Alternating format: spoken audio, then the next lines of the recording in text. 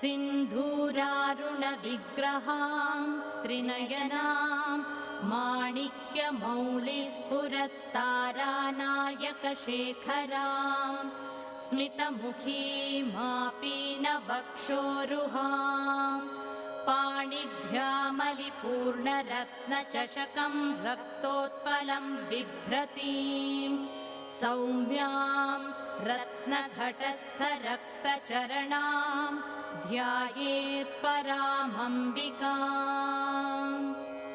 अस्य श्रीललिता सहस्रनामस्तोत्रमाला मन्त्रस्य वशिन्यादिवाग्देवता